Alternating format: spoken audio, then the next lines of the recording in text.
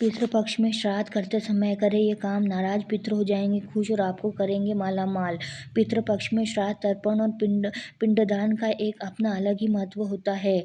हर साल भाद्रपद मास के शुक्ल पक्ष की पूर्णिमा तिथि के दौरान पितृपक्ष की शुरुआत होती है। पूर्णिमा तिथि का श्राद्ध और इसका समापन पितृ अमावस्या को होगी। पितृपक्ष में पूर्वजों की मृत्यु की तिथि के अनुसार उनका श्राद्ध किए जाने की परंपरा है। जिस जातक के पूर्वज की मृत्यु हो गई है और उन्हें पितर की मृत्यु का निर्धारित समय पता नहीं है, तो ऐसे में जातक सर्वपितृ अमावस्या के दिन पिंड दान कर सकते हैं। बता दें कि श्राद्ध पक्ष पितरों के लिए समर्पित होती है। आइए जानते हैं कि इस साल कब और कैसे तर्पण और पिंडदान करना चाहिए।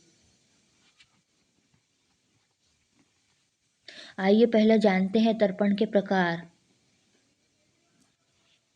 सामान्य शब्दों में कहें तो तृप्त करने की क्रिया को तर्पण कहा जाता है और पितरों के लिए किए गए मुक्ति कर्म को श्राद्ध तथा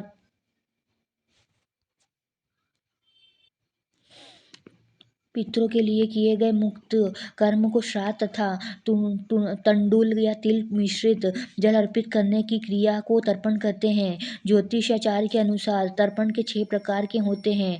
पहला देव तर्पण, दूसरा ऋषि तर्पण, तीसरा दिव्य मानव तर्पण, चौथा दिव्य पितृ तर्पण, पांचवा यम तर्पण, छठा मनुष्य पितृ तर्पण। आइए अब जानते हैं कुछ खास नियमों के बारे में। श्राद्ध का भोजन पूरी शुद्धता से बनाना चाहिए। भोजन तो बनाने से पहले किचन और गैस को अच्छी तरह से साफ कर लें और भोजन में प्याज लहसुन का इस्तेमाल नहीं करना चाहिए। आइए अब जानें श्राद्ध का भोजन ब्राह्मण को कब कब कराना चाहिए। श्राद्ध का भोजन ब्राह्मण को हमेशा सूरज चढ़ने के बाद करवाएं। माना जाता है कि सूर्य की किरणों से ही हमारे पितृ भोजन को ग्रहण करते हैं। ऐसे में सूर्य का प्रभाव जितना अधिक होगा, पितरों को भोजन उतना ही अच्छे से मिल पाएगा। और इन बातों का विशेष ध्यान रखें। ब्राह्मण को भोजन जब तक न करा दें तब तक स्वयं भी भोजन न करें। यह आपके पितर के प्रति आपकी श्रद्धा को व्यक्त करता है। इसके अलावा ब्राह्मण को भोजन करवाते समय मौन रहें। अगर किसी चीज़ की ज़रूरत हो तो इशारे में कहकर मंगवाएं। श्राद्ध का भोजन प्रसाद के तौर पर ग्रहण करें। श्राद्ध का भोजन प्रसाद की तरह होता है, इसमें कोई कमी नहीं निकालनी चाहिए। ब्राह्मण को भोजन करवाते समय भी उससे ये ना पूछे कि भोजन कैसे बना है। ब्राह्मण भोजन के बाद आप स्वयं भी उसे प्रसाद के तौर पर ग्रहण करें। आइए जानें कुछ महत्वपूर्ण बात के बारे में। श्राद्ध का भोजन या तो पत्तल में खिलाएं या चांदी कांसे के बर्तन में खिलाएं। कांच या मिट्टी के बर्तन का इस्तेमाल बिल्कुल ना करें। ब्राह्मण को भोजन करवाने के बाद उसे श्रद्धा अनुसार दान दक्षिणा जरूर दें और चलते समय पैर छूकर उनका आशीर्वाद लें। और यह काम जरूर करें। ब्राह्मण भोज को कराने के बाद पितरों को मन में याद करें। भूल चूक के लिए क्षमा याचना करें। इसके बाद अपना व्रत खोलें और प्रसाद ग्रहण करें और पूरे परिवार को करवाएं। रात के समय दक्षिण दिशा में पितरों के नाम का सरसों के तेल का दीपक जलाएं। इस विधि से मिलती है पितरों की आत्मा को शांति।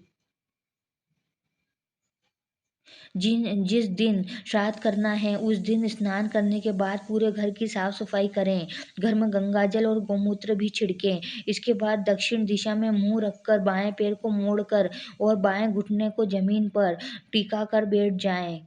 इसके बाद तांबे के चौड़े बर्तन में काले तिल, गाय का कच्चा दूध, गंगाजल और पानी डालें। उस जल को दोनों हाथों में भरकर सीधे हाथ के अंगूठे से उसी बर्तन में गिराएं। इस तरह 11 बार करते हुए पितरों का ध्यान करें।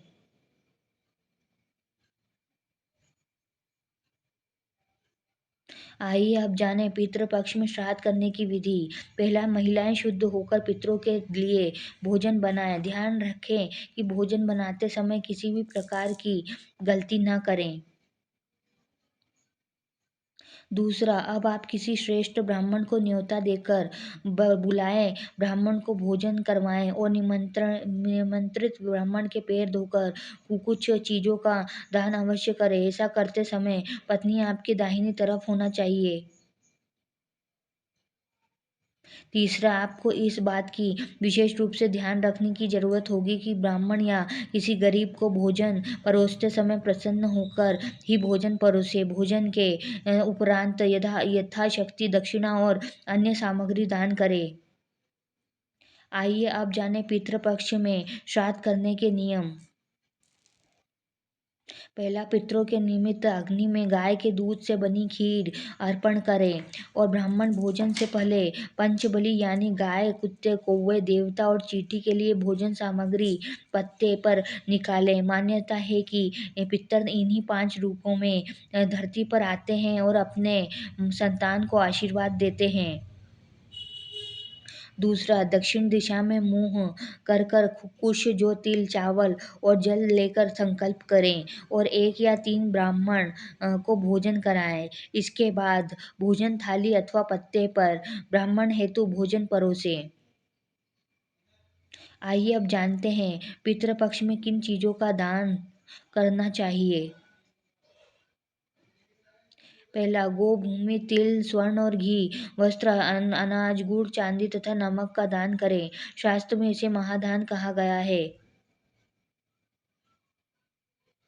इसके बाद निमंत्रण ब्राह्मण की 4 बार प्रदक्षिणा करें, आशीर्वाद ले। ब्राह्मण को चाहिए कि सात्विक वाचन और तथा वैदिक पाठ करे तथा गृहस्थ एवं पितर के प्रति शुभकामना व्यक्त करे। दूसरा, पितृपक्ष के दौरान आपको इन बातों का भी ध्यान रखने की जरूरत होगी कि श्राद्ध में सफ़ेद फूलों का ही उपयोग करें। श्राद्ध करने के लिए दूध, गंगाजल, शहद, सफ़ेद कपड़े, अभिजीत मुहूर्त और तिल मुख्य रूप से जरूरी है।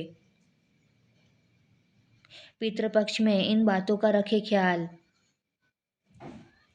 पितृपक्ष में श्राद्ध करते समय यदि कोई भिक्षुक आ जाए तो उसे आदरपूर्वक भोजन करवाना चाहिए। जो व्यक्ति ऐसे समय में घर आए वह याचक को भगा देता है, उसका श्राद्ध कर्म पूर्ण नहीं माना जाता है और उसका फल भी नष्ट हो जाता है। शाम के समय ना करें श्राद्ध। शुक्ल पक्ष में, रात्रि में और ऐसा दिन जब 2 तिथियां का योग एक ही दिन हो रहा हो तथा आपके जन्मदिन पर कभी श्राद्ध नहीं करना चाहिए। और धर्म ग्रंथों के अनुसार साय काल का समय राक्षसों के लिए होता है। यह समय सभी कार्यों के लिए निर्दिष्ट है, अतः शाम के समय भी श्राद्ध कर्म नहीं करना चाहिए। पितरों का पसंदीदा भोजन। पितरों की पसंद का भोजन दूध, दही, घी और शहद के साथ अन्न से बनाए गए एक पकवान जैसे खीर आदि के इसलिए ब्राह्मणों को ऐसा भोजन कराने का विशेष ध्यान रखें। तैयार भोजन में से गाय, कुत्ता, कौवा, देवता और चींटी के लिए थोड़ा सा भाग जरूर निकालें। इसके बाद हाथ में जल, अक्षत, फूल और तिल लेकर ब्राह्मण से संकल्प लें। पितृपक्ष में भोजन के नियम। पितृपक्ष में कुत्ते और कौवे के निमित्त निकाला भोजन कुत्ते और कौवे को ही कराएं, किंतु किंतु देवता और चींटी का भोजन गाय को खिला सकते हैं। इसके बाद ही ब्राह्मणों को भोजन कराएं। पूरी तृप्ति से भोजन कराने के बाद ब्राह्मणों के मस्तक पर तिलक लगाकर यथाशक्ति कपड़े, अन्न और दक्षिणा दान कर आशीर्वाद पाएं। भोजन के बाद ऐसे विदा करें। ब्राह्मणों को भोजन के बाद घर के द्वार तक पूरे सम्मान के साथ विदा करके आएं। ब्राह्मणों को भोजन के बाद घर के द्वार तक पूरे सम्मान के साथ विदा करके आएं, क्योंकि ऐसा माना जाता है कि ब्राह्मणों के साथ साथ पितर लोग भी चलते हैं। ब्राह्मणों के भोजन के बाद ही अपने परिजनों, दोस्तों और रिश्तेदारों को भोजन कराएं। अगर जानकारी अच्छी लगी तो वीडियो को लाइक एंड शेयर करें और चैनल को सब्सक्राइब करके बेल नोटिफ़िकेशन को ऑल पर सेट कर लें और वीडियो देखने के लिए आपका धन्यवाद।